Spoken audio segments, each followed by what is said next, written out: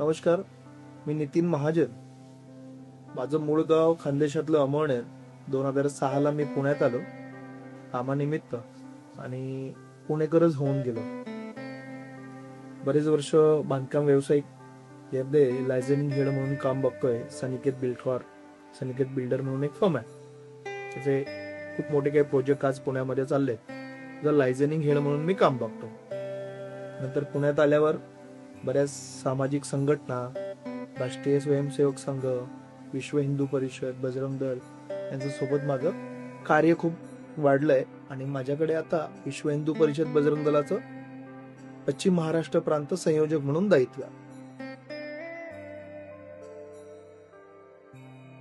केशव शंखनाथ पथक हे पथक स्थापन करण्यामागे एक मोटिव्ह असा आहे की आमचं कुटुंबही धार्मिक आहे आणि त्याच्यातनंच आपल्या सगळ्या धार्मिक कार्यामध्ये आपण जेव्हा पवित्र असं काहीतरी काम करत असतो, म्हणजे ते मठमंदिरांचा असेल किंवा कुठला उत्सव आणि सण असेल, तर आपल्याकडे हिंदू परंपरेमध्ये एक शंखाला खूप पवित्र मानलं जातं. तर शंखध्वनी करणं म्हणजे आपल्यासाठी खूप पवित्र आहे. शंख हा शास्त्रोक्त पद्धतीनेही पवित्र आहे आणि युद्धकालीन ही युद्धासाठी वाजवला गेलेला रणशिंग सुद्धा आहे. तर त्यामुळे आमच्या घरात शंख वाजवायची परंपरा आहे. मी लहानपणापासून शंख वाजवतो, पण ती परंपरा इकडे पुण्यात आल्यावर थोडं लुप्त पावलेली मला वाटली. आणि विश्व हिंदू परिषदेचं काम करत असताना हे जाणवलं की समाज एकत्र येत नाहीये. सांस्कृतिक आपली धारावरतीच आहे की सगळे वाद्य, घंटा, तबला असेल, त्यानंतर आपलं रणशिंग असेल, शंख असेल, मोठा नगाडा असेल, हे सगळे वाद्य वाजायचे आधी. आता काय झालं, देवळात जाणारी पावलं कमी झाली आहेत. आपण 21व्या शतकात आलोय. कोथरूडमध्ये पुण्याच्या माथोबा मंदिर आहे, तिथे एक सामूहिक आरती आम्ही चालू केली 2014-15 साली आणि तिथे हा शंख वादन सुरू केलं. शंख वादन झालं, घंटा, मग आम्ही झांज घेऊन वाजवायला लागलो. ज्या बऱ्याचशा गोष्टी वाजवायला लागलो, त्याच्यामुळे समाज एकत्र झाला आणि ती सुरुवात तिथून झाली ना. आम्हाला वाटलं की हे असं केलं तर समाज एकत्र होतो, म्हणून 2017 साली आम्ही पुणे शहरात 75 ते 80 ठिकाणी असे विविध मंदिरांमध्ये आरती केंद्र सुरू केले. त्या आरती केंद्रामधनं मग लोकांना जेव्हा वाटतं की अरे खूप छान वाटतं, शंख वाजतोय आरतीमध्ये, पण लोक एकत्र यायला लागले. त्याची श्रद्धा देवावरची किंवा एकत्र होण्याची वाढायला लागली, जी याच्या आधी होत नव्हतं, लुप्त पावलं गेली. पण त्यानंतर 4 लोक एकत्र आले, तुम्ही छान वाजवता, आम्हालाही शिकवाल का, आणि आमच्या घरी वाजवू, आमच्या मंदिरात वाजवू. तसं ते 4 लोकांपासून शंख पथकाची सुरुवात झाली.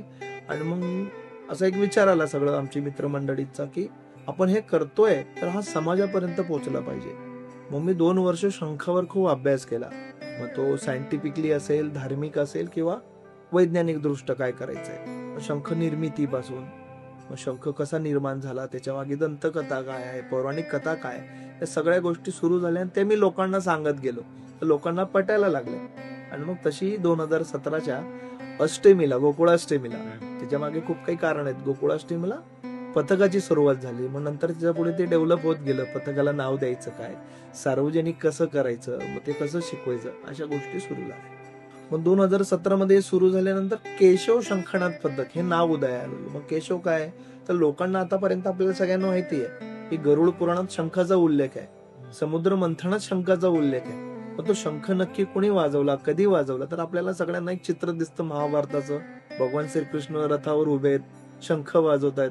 मग लोकांना असं वाटलं की शंख हे फक्त रणशिंग आहे, युद्धाच्याच काळी वाजवलं जातं, पण नाही. खूप आपल्या पुराणामध्येचा उल्लेख आहे, पवित्र कामासाठी वाजवला जातो. समुद्र मंथनात एक 14 रत्नांपैकी एक रत्न आहे, हे असं वाजवलं गेलं. मग ते आम्ही भगवान श्रीकृष्णाच्या नावाने, महाभारतात भगवान श्रीकृष्णाला केशव म्हणलं गेलंय, म्हणून केशव शंखनाथ पथक. त्यांनी धर्म संस्थापनेसाठी गीता सांगितले, ते केशव.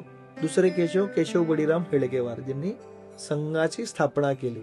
अशा दोघांच्या नावाचं कॉम्बिनेशन म्हणून केशव शंखनाथ पथक केलं गेलं. आमचा लोगो जरी तुम्ही बघितला तर महाभारतातले भगवान श्रीकृष्ण हातात शंख घेऊन वाजवणारे शंख आहे, तो आमच्या केशव शंखनाथ पथकाचा लोगो आहे.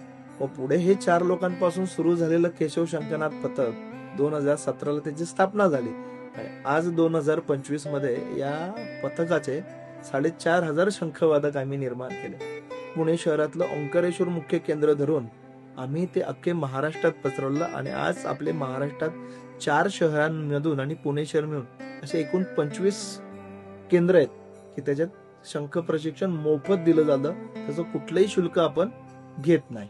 आपलं पथकाचं कौतुक म्हणजे काय की पथकामध्ये 6 वर्षापासून 86 वर्षापर्यंतचे सगळे तरुण तरुणी आहेत. पुणे शहर ज्याचं सांस्कृतिक माहेरघर आहे, ढोल ताशा पथकांचं एक मोठं जाळं या शहरामध्ये आहे. पण तीच संस्कृती आपल्याला आपल्या आधुनिक संस्कृतीमध्ये पौराणिक संस्कृती पण एकत्र करायचं हे ध्येय केशव शंखनाथ पथकाचं. तर रोल काय होता की लहानपणापासून संघाचा स्वयंसेवक आहे.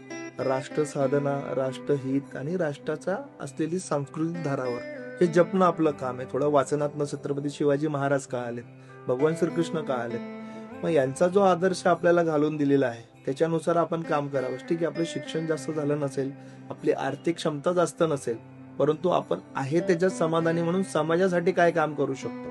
भारत हा तरुणांचा देश आपण म्हणतोय, पण तो कधीतरी म्हातारा होणार आहे.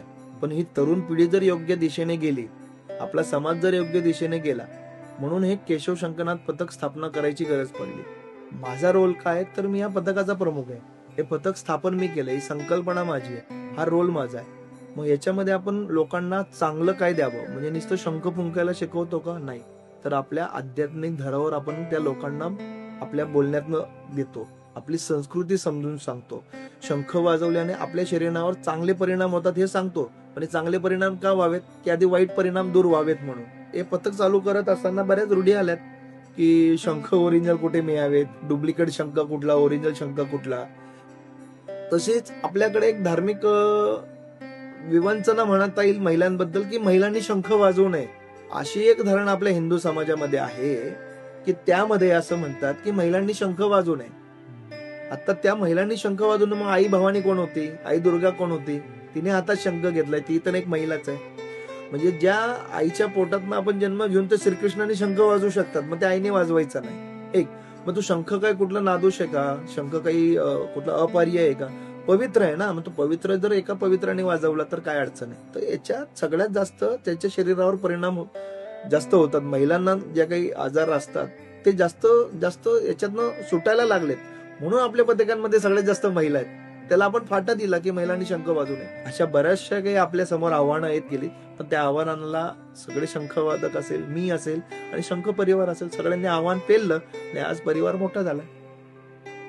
ज्या गोष्टीसाठी मी काम करतोय, नितीन महाजन 3 गोष्टींवर काम करतोय. आपल्या पोटाचा उदरनिर्वाहासाठी सनिकेत बिल्डर मध्ये काम करतोय.